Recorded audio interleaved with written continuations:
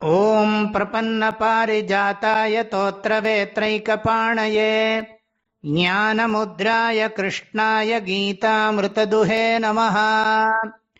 அபரே நியதாஹாராः பிராணான் பிராணேஷு ஜுஹ்வதி சர்வேப்யேதே யஜ்ஞவிதः யஜ்ஞக்ஷபிதகல்மஷாः.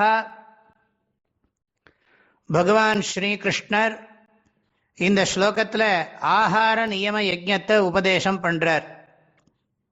ஒரு சில பேர் ஆகாரத்தை நியமமாக சாப்பிட்றத, அதாவது ஹிதமான ஆகாரத்தை மிதமாக பூஜைக்குரியதாக மேத்தியமாக ஹிதமித மேத்தியாசனம் தபஹா என்று சதாசிவ பிரம்மேந்திரால் சொல்றார்.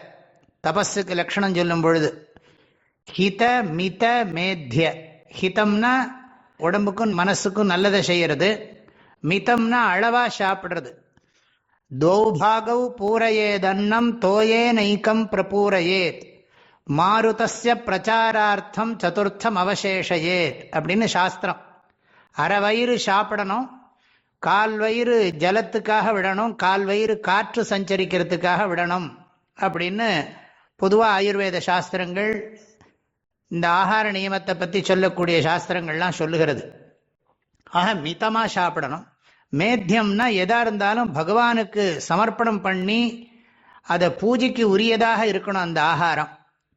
அதை சாப்பிட்றதையே ஒரு யஜ்ஞமாக பண்ணுறோம். அதுக்கு பேர் பிராணாக்னிஹோத்திரம்னு பேர். பிராணாயஸ்வாஹா, அபானாயஸ்வாஹா, உதானாயஸ்வாஹா, சமானாயஸ்வாஹா, பிரம்மணே ஸ்வாஹா சொல்லி நம்ம வயிற்றில் இருக்கிற நெருப்பை அக்னி பகவானா பாவனை பண்ணி நம்ம சாப்பிட்ற ஆகாரத்தை பல்லில் படாமல் முதல்ல போட்டுட்டு அதுக்கப்புறம் தான் பல்லில் அரைச்சி சாப்பிட்றோம். அது மாத்திரமல்ல, வேதங்கள்லாம் உணவை சாப்பிட்றத பற்றி ரொம்ப விரதமாக சொல்லுகிறது. அன்ன சூக்தம்னே ஒரு சூக்தம் இருக்குது. இதை சொல்லி ஜபிச்சுட்டு சாப்பிட்டா ரொம்ப உத்தமம். யாருக்கும் கொடுக்காம சாப்பிடப்படாது, மற்றவர்களுக்கெல்லாம் உணவை வழங்கிட்டு சாப்பிடணும். கேவலாகோ பவதி கேவலாதின்னு சொல்லுகிறது. அன்னதானத்தினால ஆத்ம ஞானமே சித்திக்கும் என்று மகாநாராயண உபனிஷத்தில் சொல்லுகிறது. அன்னாத் பிராணாபவந்தி பிராணைர்பலம் பலேன தபஸ்தபசா ஸ்ரத்தா ஸ்ரத்தயா மேதா மேதயா மனீஷா மனீஷயா மனோ மனசா சாந்தி சாந்தியா சித்தஞ்சித்தேன ஸ்மிருதிக் ஸ்மிருத்யா ஸ்மாரக் ஸ்மாரேண விஜானம் விஜானேன ஆத்மானம் வேதயதி தஸ்மாதன்னம் ததன் சர்வாண்யேதானி ததாதி. இப்படி வேதத்தில் அன்னதானத்தினுடைய மகிமையை சொல்லி ஆத்ம ஞானம் வரைக்கும் அது கொண்டு போகிறது. அன்னமயகும் ஹி சோமிய மனஹா, அன்னத்தினால மனசு சுத்தமாகிறது. அதனால அன்னம் சாப்பிட்றதுக்கும் மனசுக்கும் பிராணனுக்கும் நிறைய சம்பந்தம் இருக்கு. பிராணமன்னே பிரதிஷ்டிதம் ஷரீரே பிராண பிரதிஷ்டிதா. இப்படிலாம் நிறைய வேதங்களில் நிறைய உபாசனைகள்லாம் அன்னாத உபாசனையெல்லாம் சொல்லப்பட்டிருக்கு. ஆக உணவை அருந்துறதையே ஒரு யஜ்ஞமாக பண்ணுகிறார்கள் ஒரு சிலர்.